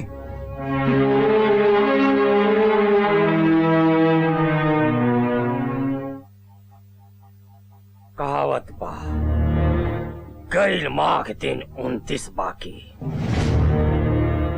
ठाकुर सूर्य प्रताप सिंह, तुहार पूरा खानदान दयाशंकर के ताप में जड़ के राख हो जाए। अरे तोरे लंका में आग लगावे खातिर हनुमान के इंतजाम कर देले पानी। बाबूजी, अब की जे भी करब तो होशियारी से करब, काहे के उन लोगन के खानदान पे कलेक्टर के छत्र छाया बा। अरे तू फिकर मत करा बेटा, वार तो हम ऐसा करब कि सांप भी मर जाए और ये लाठी भी ना टूटे। बस तू देखत जा, आपन बाप के टेरा जा। नमस्कार ठाकुर साहब। आवो आवो सूरज बाबू, नमस्कार नमस्कार। सूरज बाबू, गंगा के करीबी, अरे ईला एक छोटा सा नजराना कबूल करा। धन्यवाद ठाकुर साहब। लेकिन एक बात तो याद रखिया, हमरा के सूर्य प्रताप सिंह के एक एक पल पल के खबर चाहिए। वो का करता, कहाँ जाता, हमरा के खबर चाहिए, खबर, समझ ला? समझ गए नहीं ठाकुर साहब, एक एक खबर रउआ के मिली। ताजा खबर सुनी, आजकल दादा पोता में खूब छनत बा। दादा पोता? अरे सूरज प्रताप सिंह, तुहार खानदान में ना कोई पिंड दान करे वाला बची, ना कोई पितरी तर्पण करे वाला। ई दया शंकर के वचन बा, वचन। तोहरा और काका पसंद बा? हमरा हाँ? स्विमिंग, क्रिकेट हाँ? और घुड़सवारी। अच्छा, घुड़सवारी? तू घुड़सवारी करेला? घोड़ा ना मिली तो घुड़सवारी कैसे करब? अरे अभी हम घोड़ा हाजिर कर देते हैं। अब बैठा। चल हमर घोड़ा टिक टिक टिक, चल हमर घोड़ा टिक टिक टिक, चल हमर घोड़ा टिक टिक टिक, चल हमर घोड़ा टिक टिक टिक। अरे भाई अभी घोड़ा थक गई, थोड़ा आराम करल चाहता। ठीक बा, घोड़ा रुक जा। अच्छा। मजा आयल? बहुत बहुत मजा आई। अपने हमरा घुड़सवारी रोज कराए। अगर तू रोज हमरा से मिले के वादा करत तब। रोज रोज मिले के चक्कर में हमार स्कूल बस छूट जाई तब हम घर कैसे जाए? अरे हम पहुंचा दे। रोज रोज अपने पहुंचाए? हाँ, हम रोज रोज पहुंचा दे। अरे हाँ, ये देखा, ये लड्डू तो बाँच गई। एकरा घरे ले जा और घरे खाइया। चला चला। अच्छा बेटा, अब हम तोहरा के मनेर के लड्डू खियाई। अरे सुमन, सांचे कहलबा, बापे पूत परायन घोड़ा कुछ नहीं तो थोड़ा थोड़ा। आजकल दोनों बाप बेटा एक के ढर्रा के हो गए हैं। अरे का भाई, काहे खिसियाल बाड़ू हो? बिगड़ल नहीं की बतावत है। राउर छाप बेटों पर भी पड़ गई बा। आजकल उहो भी स्कूल से रोज लेट आवत बा। स्कूल से लेट? कहीं स्कूल से लेट आवा था? कोई नया दोस्त मिल गई बा, छुट्टी के बाद ओकरे साथ रोज खेलेलन। बेटा दोस्त में बिजी और बाप कॉलेज के काम में व्यस्त। बचली हम तो दोनों आदमी के रास्ता देखत है, इंतजार करत है। हमरा तो कोनो कामे नहीं किया। रानी मोर प्यारी रानी, काहे इतना खिसियाल बाड़ू हो? आई बैठी है इतना आराम से। अच्छा अब गुस्सा थूक दा। अच्छा सुना, जल्दी से कॉलेज तैयार होके वाला बा। हम सोचा था नहीं कि कॉलेज के उद्घाटन खातिर बाबूजी के बुलाई। बाबूजी आया उद्घाटन करे? हाँ ठीक कहलू, हमरा बुलेले पे तो ना आई है, लेकिन तू बुलेबू तो जरूर आई है। सच ली आ गईलन अपने के लाडला। कहाँ रह गए? पापा हमार दोस्त लड्डू देले बाड़न। अच्छा, ये मर्दे तू कहाँ से लड्डू उड्डू ले आला? वाह भाई।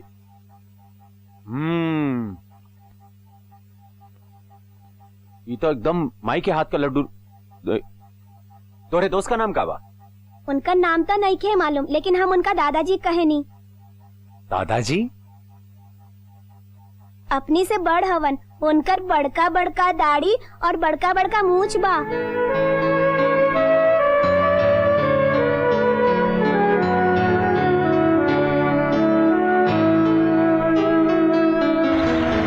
जी देखिए, कुल खेत खलिहान के हिसाब में से थोड़ा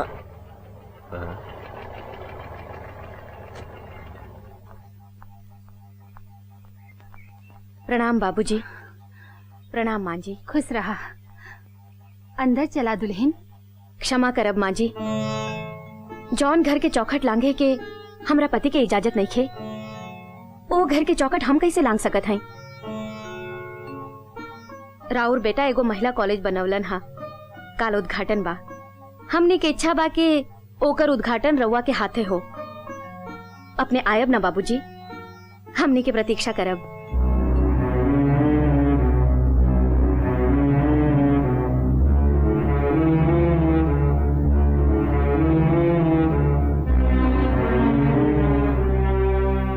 ए पर्वतिया, हाँ?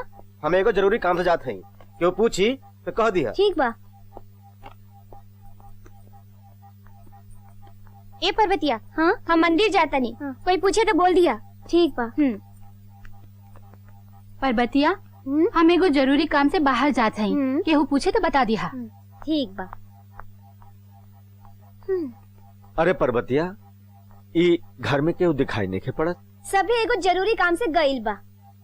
ओ केहू पूछी तो हम कह देव कि मालिक एगो जरूरी काम से गइल बानी। हाँ ठीक बा ठीक बा।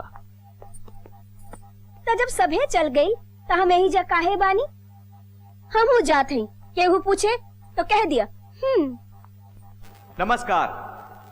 यहाँ उपस्थित गांव के सभी भाई बहन के हम स्वागत करत हई। एकरा पहले कि ई कॉलेज के उद्घाटन होके हम आप सबसे ये बतावे के चाहत हई कि ई कॉलेज बनवा के ठाकुर गंगा प्रताप सिंह आपन पूज्य बाबूजी ठाकुर सूर्य प्रताप सिंह के अधूरा सपना पूरा कैलन है। यही से ई कॉलेज के नाम भी वो अपन बाबूजी के नाम पर सूर्य प्रताप महिला उच्च विद्यालय रखले हवन।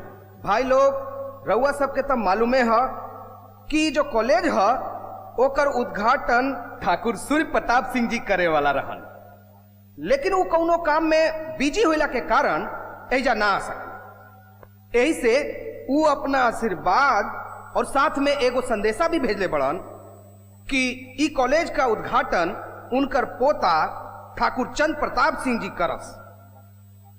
सबसे पहले हम रउआ लोगन से एक दो बात साफ कहल चाहते कि हम ई कॉलेज बनवा के बाबूजी का अधूरा सपना पूरा नहीं केले। रउआ लोगन के बहुत अच्छे से मालूम बा कि बाबूजी कितना सक्षम बाड़न। अगर वो चाहतन तो ये कॉलेज कब का खड़ा हो जात। जानबूझकर वो इस सपना के अधूरा छोड़ना ताकि हम उनके इस सपना के आगे बढ़ा सके। यकीन मानी कि माता पिता के गुस्सा हमेशा संतान के भले के खातिर होला। अरे संतान तो ढाल है, और जौन ढाल तलवार के वार से डर जाई वो ढाल रक्षा का करी। अरे संतान तो चिराग हो खेला पूरे खानदान का, और जौन चिराग का बाती जरे से घबरा जाई वो अंधकार में प्रकाश कैसे फैला सके। रुए के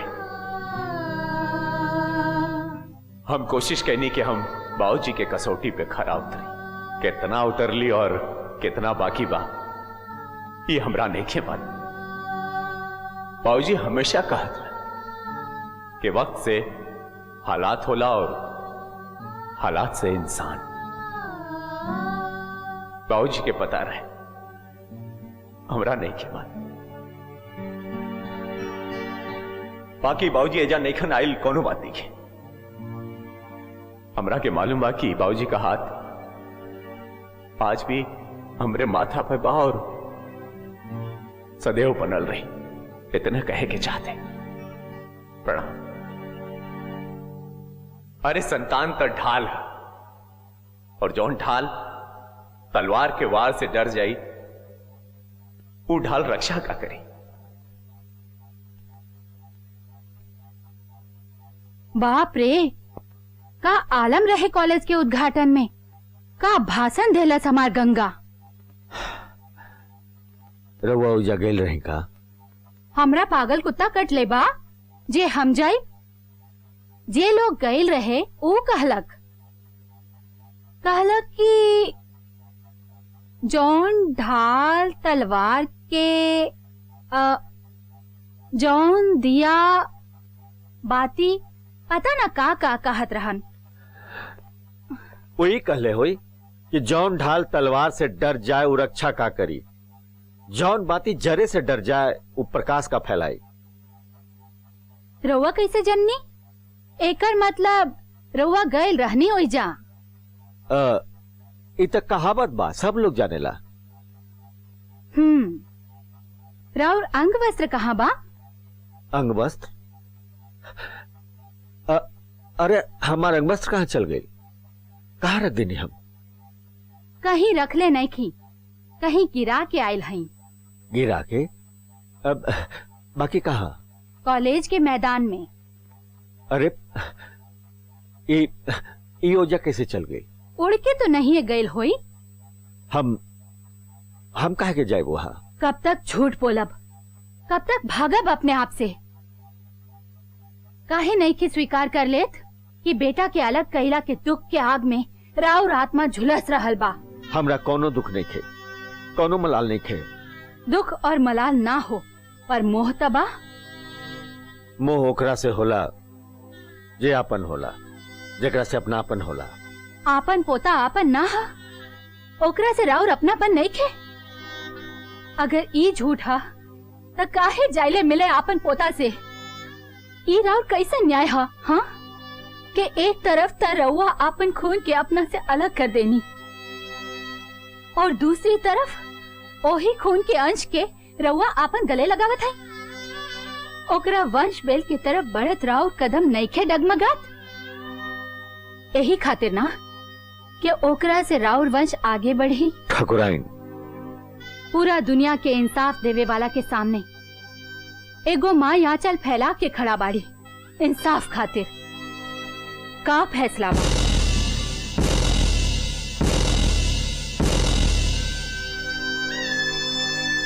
ठाकुराइन, तोहरा इंसाफ मिली। गंगा घरे वापस आई। कब? आज हुए।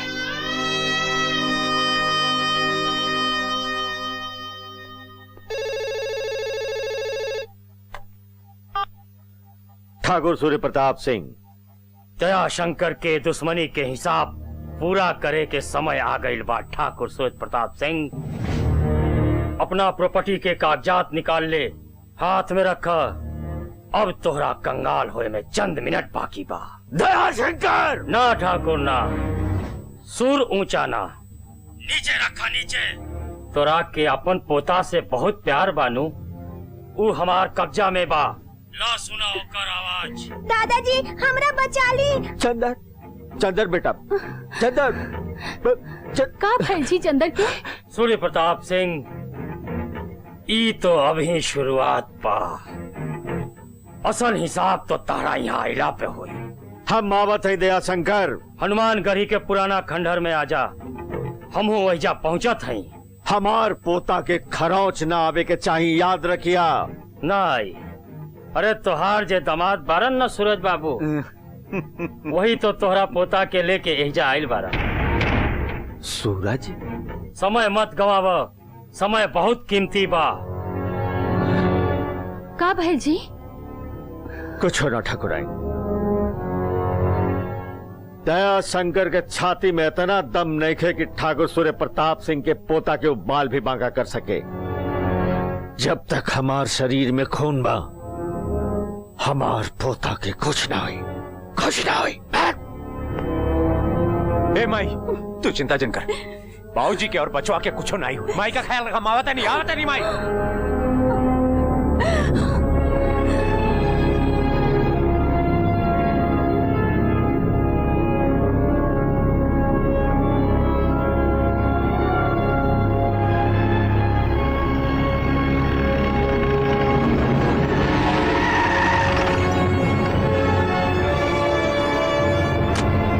चंदर, दादाजी। आवा आवा सूरज प्रताप सिंह, तुहार स्वागत बा। दया शंकर हमार पोता। घबरा मत, पहले प्रॉपर्टी के कागजात कहाँ बा? पहले हमार पोता दा। इतना जल्दी का बा ठाकुर? अभी तो तू अपन बेटा गंगा के आ जाएगा। भूत भविष्य वर्तमान, दादा पोता बेटा, ये तीनों के दया शंकर एक साथ खत्म करी, एक साथ। अरे तुहार सूरज जब अस्त हुई, तब न दया शंकर के सूरज उगी। एकर पहले की सूरज के गर्मी तहरा के झुलसा के खाक कर दे। हमार पोता के छोड़ दा। रस्सी चढ़ गई और तुहार ऐठन अभी तक ना गई।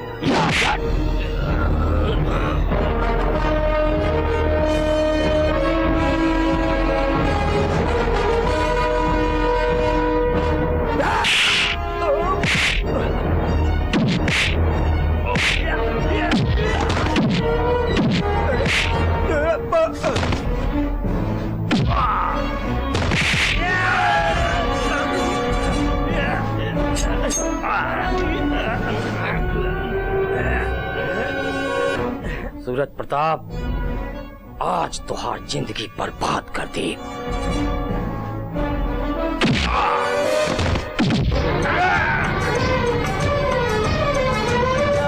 दादाजी। आलू से तेल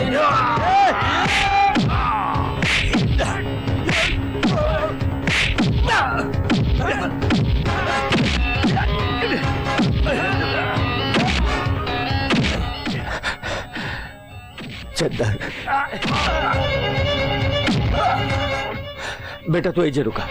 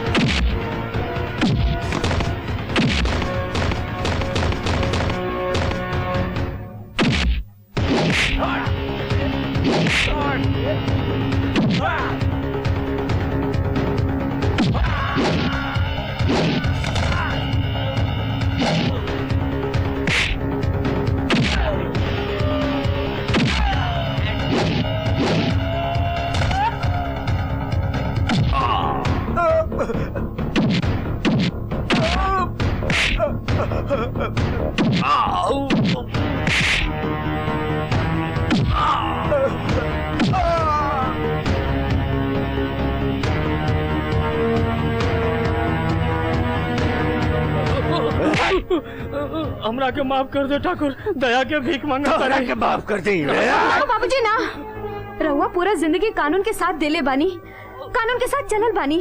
आज कानून के साथ मत छोड़ी, कानून के अपने हाथ में ना ली बाबूजी। गंगा ना, गंगा छोड़ दी।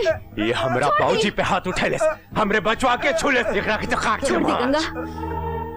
एक बार एकरा के सब कुछ देले रही, आज एकरा खातिर इनका जीवन दान दे दी।